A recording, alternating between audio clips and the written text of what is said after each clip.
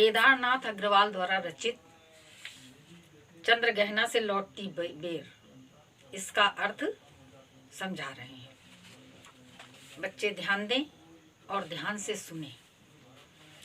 इसमें केदारनाथ अग्रवाल प्रकृति प्रेमी है। उन्होंने प्रकृति का सौंदर्य और उसका जो है बड़ा मार्मिक और यथार्थवादी वर्णन किया है। वो प्रकृति में यथार्थता लाते हैं। कवि की कल्पना प्रकृति में साकार रूप ले आती है और वो इतने सुंदर ढंग से इसका वर्णन करते हैं कि पढ़ने में, सुनने में और सुनाने में बड़ा ही आनंद आता है। वो प्रकृति को सजीव मान करके उसका वर्णन इस प्रकार से करते हैं जो कि अगर आप सही से समझेंगे तो बिल्कुल उसमें यथार्थता झलकती है। इसलिए बहुत ध्यानपूर्वक एक एक शब्द को ध्यान से सुने। इसमें क्या है कि देख आया चंद्र गहना, देखता हूँ दृश्य अब मैं। कि कोई व्यक्ति जो है चंद्र गहना में रहता है, शहर में रहता है, परंतु उसका हृदय जो है वो किसानों की खेती और प्रकृति इसमें रमा हुआ है। वो प्रकृति से बहुत अधिक प्रेम करने वाला है। तो वो चंद्र गहना से लौटता है और जब वो सुंदर सुंदर खेत, बाग, ये सब तालाब, ये सब देखता है तो उसके मन में जो है प्रकृति के लिए, उसके मन में कैसी सुंदर प्रकृति के प्रति सजीवता, प्रकृति के प्रति सौंदर्य, तो ये सब बातें उसके मन में कैसे उभरती हैं, कैसे वो वर्णन करता है, इस चीज पर ध्यान दीजिए। कि देख आया चंद्र गहना, देखता हूँ दृश्य अब मैं। मेड़ पर इस खेत की बैठा अकेला, एक बीते के बराबर ये हरा ठिंगना चना। तो वो व्यक्ति जब चंद्र गहना से वापस लौटता है तो रास्ते में उसको चने का खेत दिखाई देता है। तो उस चने के खेत को देखने के लिए मेड़ यानी खेत होता है जिसको आप कहेंगे बाउंड्री। तो बाउंड्री जो है वो पक्की होती है, परंतु यहाँ पर वो मिट्टी की ही छोटी छोटी सी दीवारें खड़ी कर देते हैं ताकि पता चले कि इतना हिस्सा ये मेरा है, खेत आपस में मिल ना जाए। उसको मेड़ कहते हैं। मेड़ माने बाउंड्री। तो देख आया चंद्र गहना, देखता हूँ अब हूँ दृश्य मैं। कि मैं चंद्र गहना से वापस आया हूँ, परंतु ये जो खेत का दृश्य है अब इसको देखता हूँ। अब इसको मैं बिना देखे नहीं रह सकता। मेड़ पर इस खेत की बैठा अकेला, एक बीते के बराबर। तो वो उसी वहीं पर खेत उसका चने का है और उसी बाउंड्री पर वो बैठ जाता है और क्या देखता है कि एक बालिश्त का यानी चने का पेड़ जो है वो एक बालिश्त का हो गया है। तो एक बीते माने बालिश्त, बित्ता जिसको कहते हैं। तो एक बीते के बराबर ये हरा ठिंगना चना, बांधे मुरैठा शीश पर छोटे गुलाबी फूल का। तो वो अब आप कल्पना करिए, देखिए कितना अच्छा लगेगा कि एक बालिश्त का हरा हरा चने का पेड़ है और उस पर गुलाबी रंग का फूल, छोटा सा फूल निकलता है, गुलाबी रंग का, पिंक कलर का होता है। तो वो उसके बिल्कुल पेड़ की एकदम चोटी पर है। तो ऐसा मालूम देता है कि ये हरा चने का पेड़ जो है वो ठिंगना है। जैसे कोई ठिंगना व्यक्ति हो और उसके सर पर टोपी लगी हो, पगड़ी बंधी हो और उसमें सुंदर गुलाब का फूल लगा हुआ हो।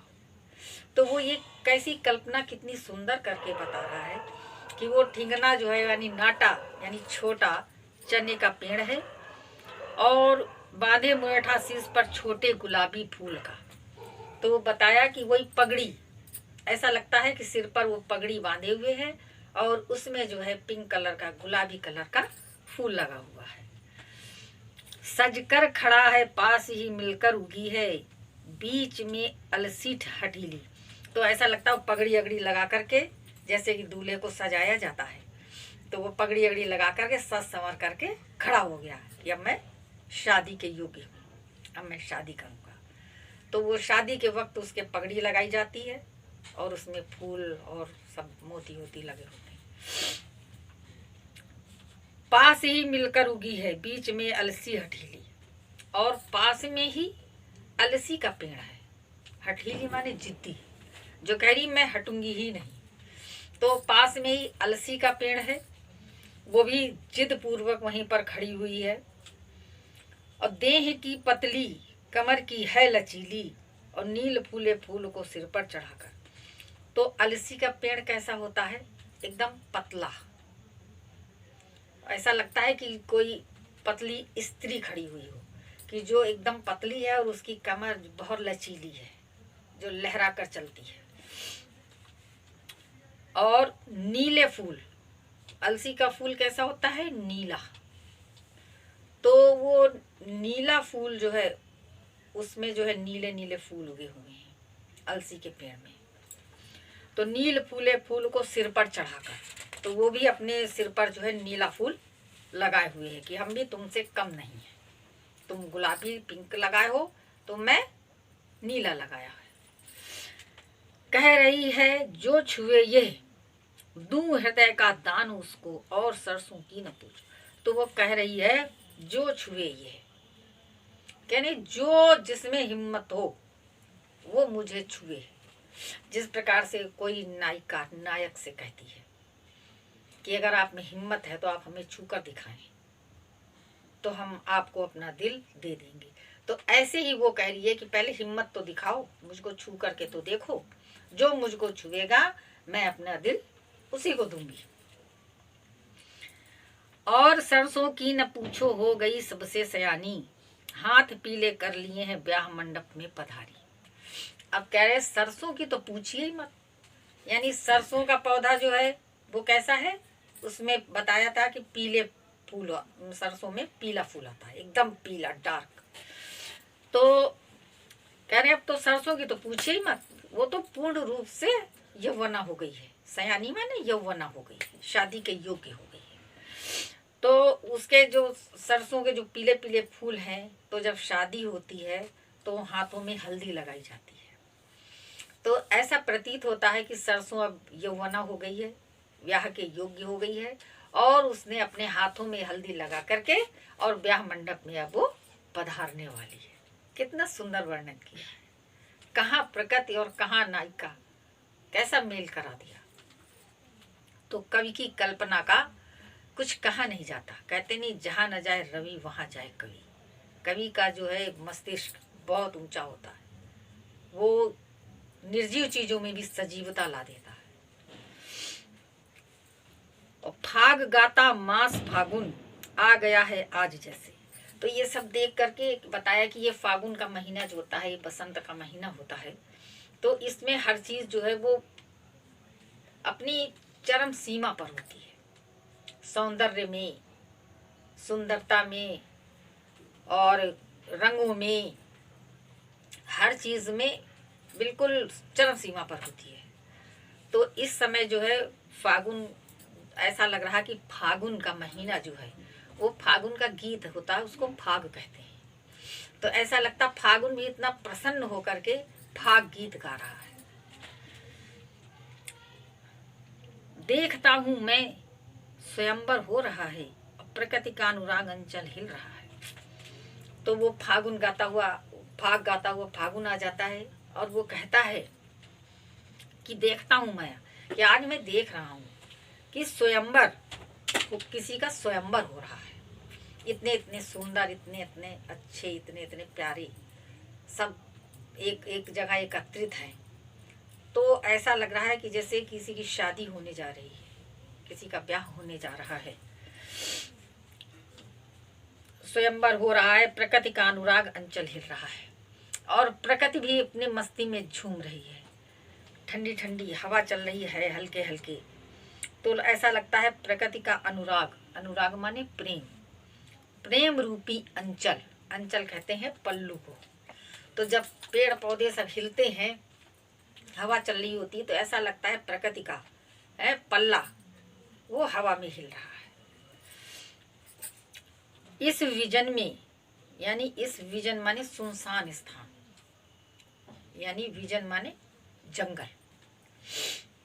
तो कह रहे हैं इस विजन में दूर व्यापारिक नगर से, तो कह रहे हैं इस जंगल में दूर से जो कहीं से व्यापार करके व्यापारिक नगर शहर होते हैं, तो वहां से प्रेम की प्रिय भूमि उपजाऊ अधिक है। कह रहे हैं कि दूर रह करके, अब उसके व्यापारी जो जिसके मन में प्रकृति का प्रेम है, जिसका स्वभाव पेड़ पौधों से बाग बगीचों से प्रेम करने वाला है, तो उसको ये चीज़ अंदर से उसको जो है अंदर से उसे ऐसा लगता है कि जो हम ये शहर जहाँ व्यापार करते हैं, हम वहाँ जा रहे हैं, वहाँ रहते हैं, तो वहाँ से कि दूर व्यापारिक नगर से प्रेम की प्रिय भूमि उपजाऊ अधिक है। तो कह रहे हैं कि उस स्थान से प्रेम की प्रिय है भूमि उपजाऊ अधिक है, तो उसके प्रेम से ये जो उपजाऊ हमारी उर्वरा जो भूमि है, जो कि हमारा हर प्रकार से लालन पालन करती है, तो वो अत्यधिक प्रिय है। यानी वहां से तो गए, काम किया, पैसा लिया, चले आए, ना कोई प्रेम है, ना कोई सुंदरता, ना आपस में कोई मतलब तालमेल है कि जैसा गाँव में मिलता है, कितना प्रेम होता है आपस में, तो ऐसा कुछ नहीं, सब रूखापन दिखाई देता है उसको। तो कहता है कि वहाँ तो खाली व्यापार ही है, हर बात में व्यापार है। और उस स्थान से हमारी ये जो उपजाऊ भूमि है, जो कि हमें प्यार ही प्यार देती है, वो हमें अत्यधिक प्रिय है। और पैरों के तले है एक पोखर, उठ रही इसमें लहरियां। फिर वहीं मेड़ के पास वो मेड़ पे बैठा हुआ व्यक्ति है, तो उसी के पैरों, इधर बाग और खेत है इधर, और उधर दूसरी तरफ एक तालाब है। तो कहता है कि पैरों के पास, यानी उसके बिल्कुल वो ऊपर बैठा है, नीचे तालाब बह रहा है। पोखर माने तालाब। उठ रही इसमें लहरियां, जिसमें कि छोटी छोटी लहरियां उठ रही हैं। तालाब में छोटी छोटी लहरें उठती हैं। नील तल में जो उगी है घास भूरी, ले रही वो भी लहरियां। तो जब तालाब एक बना हुआ है और उसी के किनारे घास है, और वो घास कैसी है, थोड़ी सूख गई है, तो उसका रंग कैसा हो गया है, भूरा। जब घास पहले हरी होती है, जब वो सूख जाती, बड़ी बड़ी हो जाती, सूख जाती है, तो उसका रंग ब्राउन हो जाता है, यानी भूरा हो जाता है। तो वो जब उसकी छाया पानी में पड़ती है, यानी किनारे किनारे घास उगी, तालाब के उगी हुई है, और तालाब में पानी भरा हुआ है, तो वो घास जो है वो उसकी परछाया पानी में पड़ती है। तो पानी जब लहर लेता है, तो ऐसा लगता है घास भी लहर ले रही है। उसका प्रतिबिंब जब उसमें पड़ता है, तो ऐसा लगता है घास भी लहर ले रही है। एक चांदी का बड़ा सा गोल खंभा, आँख को है चकमकाता, हैं कई पत्थर किनारे, पी रहे चुपचाप पानी। तो एक चांदी का बड़ा सा गोल खंभा, तो वहीं पर कहीं एक खंभा बना हुआ है, वो चांदी का है।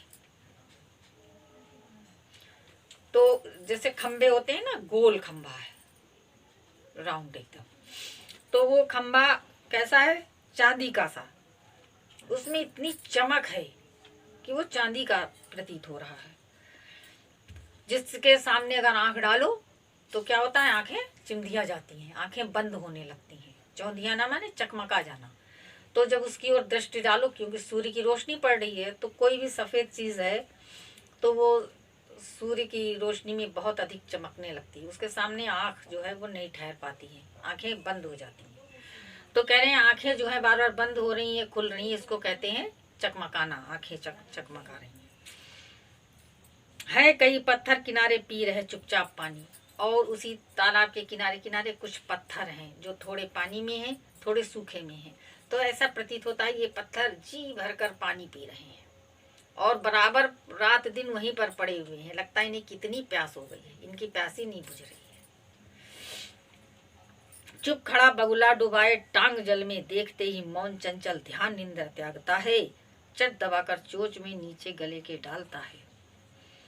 उसके पश्चात उसी तालाब में एक बगुला है, और बगुला का जो है कहा ही गया है कि ध्यान लगाने में वको ध्यानम, यानी बगुले का ध्यान। तो ध्यान बच्चों के लिए भी कहा जाता है कि बच्चे जब मन लगाकर पढ़ें तो उनको उनमें 5 लक्षण होने चाहिए। कौन कौन से? तो बच्चों में बताया जाता है कि 5 लक्षण होने चाहिए कि कुत्ते के समान नींद वाला होना चाहिए, कि बहुत जल्दी उसको जग जाना चाहिए,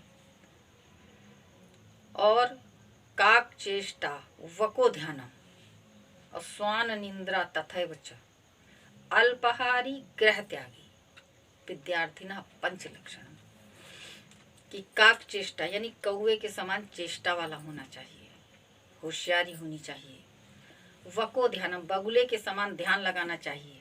ध्यान लगाकर जब पढ़ाई करें आप तो पूरा ध्यान लगाएं, ये नहीं इधर भी देख रहे उधर भी देख रहे हैं तो कुछ नहीं आएगा। और कहते हैं कि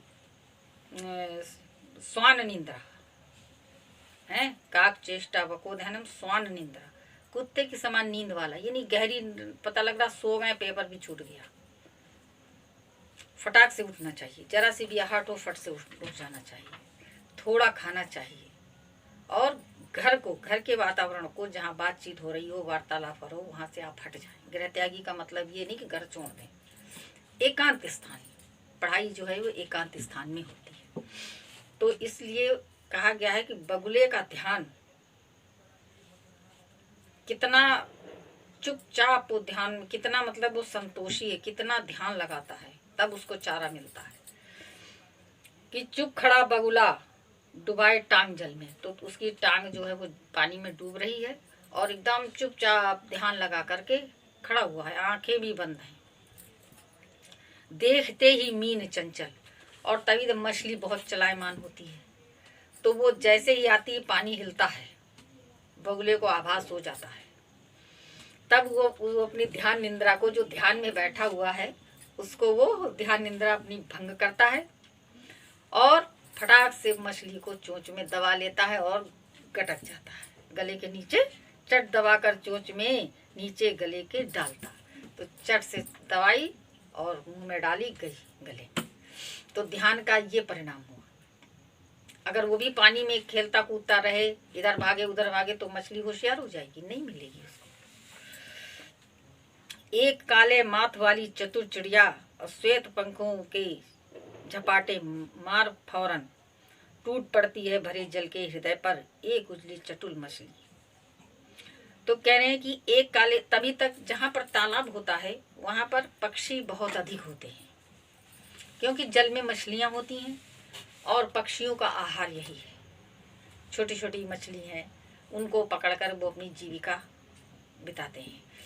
तो वहाँ पर तब तक क्या होता है, एक काले माथ वाली, जिसका मत्था जो है वो काला है, चतुर चिड़िया, चालाक चिड़िया, श्वेत पंखों के झपाटे मार फौरन, अपने श्वेत माने सफ़ेद पंखों को फैलाया हुआ है और आती है धीरे धीरे पानी के ऊपर, और एकदम से उसे मछली दिखती, एकदम झपट्टा मार देती है, और वो झपट्टा मारती है तो फौरन उसको, उसकी चोंच में जो है मछली आ जाती है, तो टूट पड़ती है भरे जल के, यानी वो पंख अपने फैलाए है और झपट्टा मारती है पानी के हृदय पर, यानी ऐसा लगता है कि उसके हृदय पर उसने चोट की, तो पानी के ऊपर जो है वो टूट पड़ती है।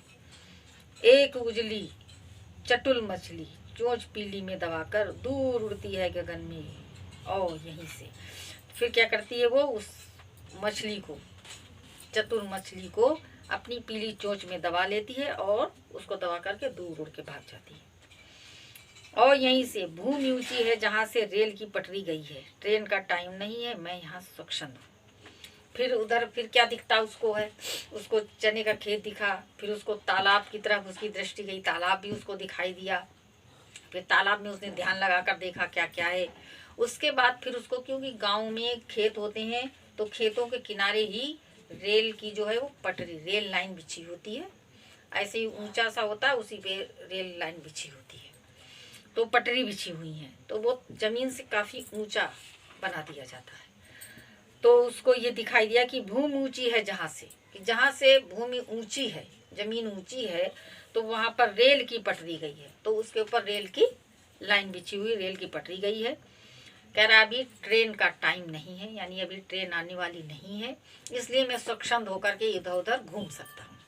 और ऐसे कहते हुए वो सब तरफ घूमता है।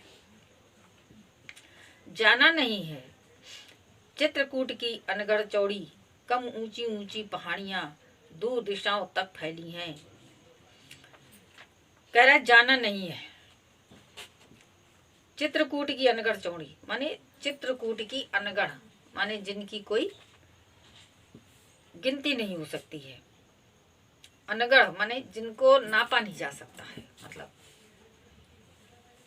तो अनगढ़ चौड़ी माने इतनी चौड़ी है कि उनकी नाप लेना मुश्किल है, मतलब बहुत अधिक चौड़ी है। तो चित्रकूट की अनगढ़ चौड़ी, कम ऊंची ऊंची पहाड़ियां, और ऊंची कम है, चौड़ी बहुत अधिक है परंतु ऊंचाई उनकी कम है। तो ऊंची ऊंची पहाड़ियां कम ऊंची ऊंची दूर दिशाओं तक फैली हैं, जो कि बहुत दूर तक, जहाँ तक दृष्टि जा रही है वहाँ तक फैली हुई है। बांझ भूमि पर इधर उधर रीवा के पेड़ कांटेदार कुरूप खड़े हैं, सुन पड़ता है। फिर क्या होता है कि कुछ भूमि ऐसी है जो कि बांझ है, यानी बंध्या, यानी उपजाऊ नहीं है, ऊसर भूमि है। तो कह रहे हैं उस भूमि में अगर बीज डालो तो उसमें पेड़ नहीं उगता है, उसमें उर्वरा शक्ति नहीं है। तो ऐसी बंजर भूमि जिसको कहते हैं उसको उपजाऊ बनाया जाता है। आज हमारे वैज्ञानिकों ने ऐसी भूमि को भी उपजाऊ बनाने के साधन बनाए हैं। तो कह रहे हैं कि जो भूमि उपजाऊ नहीं है, जो बंजर है, जिसमें कि पौधा नहीं उग सकता है, तो उस भूमि पर जो है रीवा के वृक्ष, जैसे बबूल होता है, बबूल हर जगह उग जाता है, ऐसे ही बबूल की ही तरह रीवा का पेड़ होता है, उसमें भी कांटे होते हैं। तो वो जो है इधर उधर पेड़ खड़े हुए हैं, जो कि देखने में भी अच्छे नहीं लगते, उनमें पत्ती नहीं होती, कांटे कांटे होते हैं, बहुत छोटी छोटी पत्ती होती है।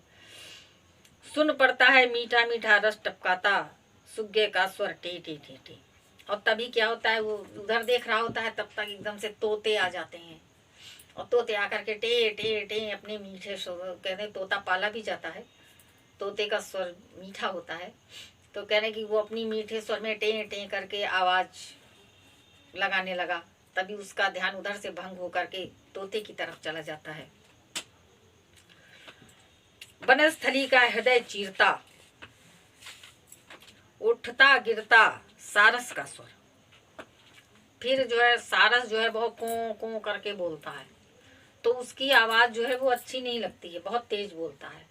तो ऐसा लगता है जैसे पृथ्वी का हृदय चीर दिया, जैसे कोई एकदम तेज बोलता है तो बड़ा हृदय को लगती है कि कितना मतलब तेज बोल रहा है, हमारे दिल में लगी, ऐसे कहता है इंसान।